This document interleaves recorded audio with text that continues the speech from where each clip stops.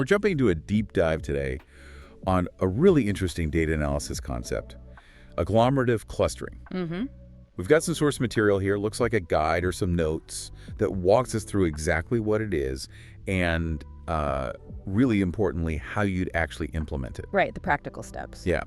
Our mission is basically to cut through the jargon, really understand the process the source lays out, and maybe see why finding these natural groupings actually matters out there. Definitely. And based on this source, agglomerative clustering is, well, it's described as a bottom-up approach. Bottom up. Yeah, think of it like starting with every single data point as its own tiny island cluster. Okay. And then you progressively merge the closest islands together based on how similar they are. Based on some distance measure or a similarity metric. Exactly. And you keep merging until, maybe you have one big continent, or perhaps you stop earlier when you hit a number of groups you were aiming for. And the why behind this, which the source highlights right away, seems to be finding those inherent groupings in your data. Precisely. It's super useful. The source mentions things like marketing identifying customer segments or biologists grouping genes. Oh yeah, or educators finding student patterns, even spotting fraud maybe. Absolutely. Those unusual clusters in transaction data. Uncovering these hidden structures is, well, it's key. Okay. And the source gives us a clear path for actually doing this. It starts, like you'd expect, with getting the data ready. Right, you load up your data set. And the notes specifically mention dropping identifiers like CS-tide. That makes sense. The unique ID doesn't really tell you about characteristics for grouping. It's just noise for clustering, yeah.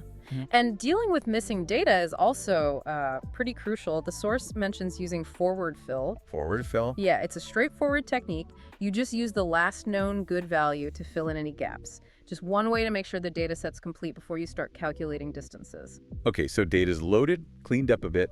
What's the source say is the next critical step, specifically for the clustering part? Well, the source really emphasizes preparing the data for those distance calculations. That's fundamental. Okay. So this means scaling it first, often using something like standard scaler that centers the data, makes sure no single feature dominates just because its numbers are bigger. Right, levels the playing field. Exactly. And then, interestingly, the source mentions normalizing it too.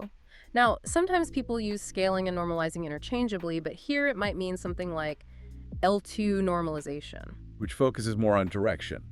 Potentially, yeah. Especially if similarity is about the direction of data points, not just magnitude. It's just another layer to ensure the data is, right for the algorithm. Got it. Scale, then normalize, according to this guide. Now, real-world data often has tons of features, hard to visualize. How does the source suggest we get a view of it? That's where principal component analysis, PCA, comes in. The source uses PCA specifically to cut down the number of dimensions, bringing it down, in this case, to just 2 components. Just 2. Yeah, so you can actually plot the data points on a 2D graph. Gives you a visual sense of potential clusters before you even run the main algorithm. Seeing it helps. But how do you figure out the right number of clusters to aim for? The source mentions a tool for this. It does. This is where the dendrogram becomes really useful. Yeah. The source explains plotting one using the word linkage method. Word linkage. Yeah, word linkage is often picked because it tries to minimize the variance within the clusters as they get merged. It aims for compact sort of spherical groups. Okay, so you plot this dendrogram. How do you read it? What's the visual clue for the number of clusters? The source points to looking for the largest vertical line on the plot. Okay. That is not crossed by any horizontal line you might draw across the diagram. It represents a significant distance jump between merges. So you look for a big jump in distance where clusters are joined. And the source notes that in their example, this often pointed towards 2 clusters. Exactly, that's what their analysis suggested visually. So once you have an idea of a range for the number of groups, the source apparently tried K values from 2 to 6. You then actually run the agglomerative clustering algorithm for each of those possibilities. Okay, so you run it multiple times, getting different groupings. How does the source say you evaluate which number actually gave the best result? Yeah, evaluation is key. The source uses the silhouette score. Silhouette score. This score basically measures how well each data point fits into its assigned cluster compared to how well it might fit into other nearby clusters. So higher is better. A higher silhouette score indicates points are well matched to their own cluster and well separated from the others, better defined clusters. So the process is run clustering for, say, 2 through 6 clusters, calculate the silhouette score for each result. Right. And the number of clusters that gives the highest score is what the source considers the best. Precisely.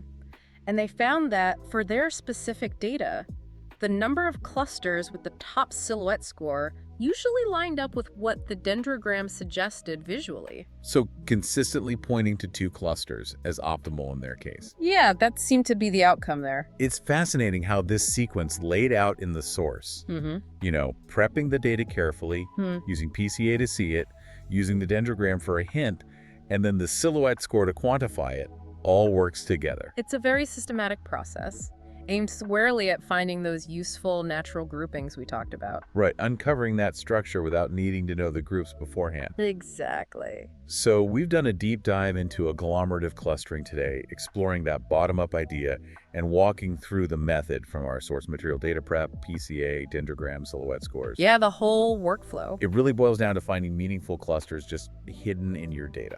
That's the goal. And thinking about finding that optimal number. What if, you apply this, and the dendrogram maybe suggests 3 clusters, but the silhouette score peaks slightly higher for, say, 4 clusters? Yeah, that can happen. If the goal is finding the truly optimal grouping, what does optimal really mean when your tools give you slightly different answers? That feels like a key practical question.